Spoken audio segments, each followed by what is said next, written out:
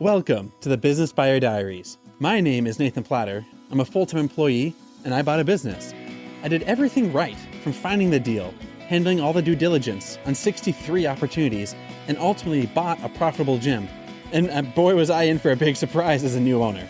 I chronicled everything in real time, including the biggest wins to the stressful nights at 2 a.m. I'm sharing my journey without sugarcoating anything, so you don't make the same mistakes that I did. Here's today's episode.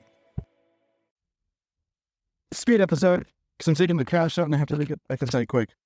But thinking about it this morning, I've been getting overwhelmed and shrinking back from goals. When I look at a number or a goal and think, wow, that's a big amount.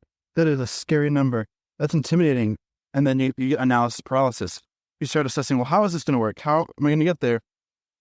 Is this even possible? And you start questioning your goals before you even start mapping out how it's possible to reach the goal.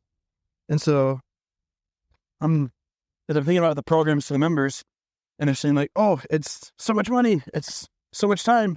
So we're going to start adding only to that item. So an example, if you're buying a house in $500,000 a lot, start saying this is only a $500,000 house.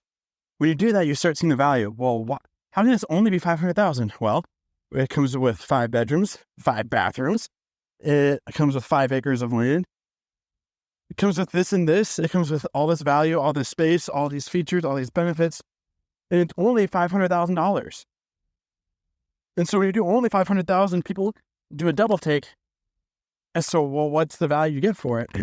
How can this price be a steal of a deal? And so with our programs, we're going to be offering $8,000 in value for only $4,000. That makes it a no-brainer sale.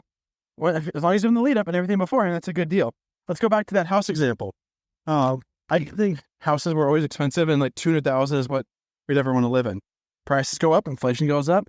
Now, and say we live in a $400,000 house, and it's like 3 beds and 2 baths. It's a pretty simple house. It's only $400,000. As I'm looking at dream homes and like thinking big, I'm starting to see houses like, okay, this house is $1 million. That's a scary number. But as I look at the houses that have the amount of space, the features, the acreage, those houses are probably $1.8 million, maybe $2 million. And so I'm like, oh, it's a big number. Can't afford it. Like, I'm not going to get there. I'm like, no, it's only $2 million. Like, how the heck is it $2 million? Well, let's look at the value. You get 2 acres. You get a stream. You get lake access. You get 5 bedrooms, 5 bathrooms, 5 acres. And you start listing off all the benefits and how $2 million is a steal. I'm not there yet with an $8 million house, but I'm starting to trick myself into thinking things are only cost so much.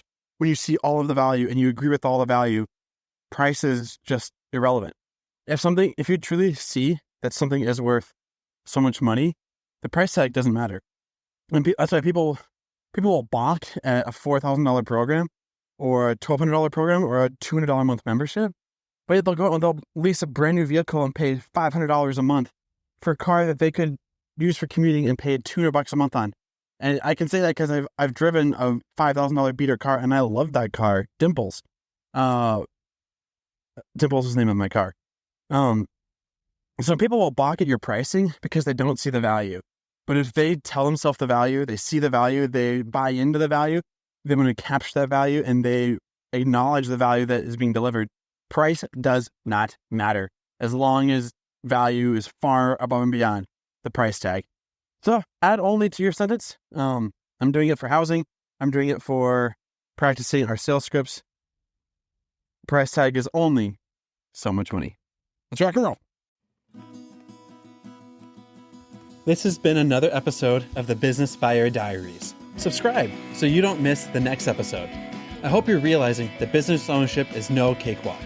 Check the podcast notes for a link to the DIY Due Diligence program, the complete list of show sponsors, and for media inquiries. Music written and composed by Wes Schrock. I'm your host, Nathan Platter. Join me again on the next one.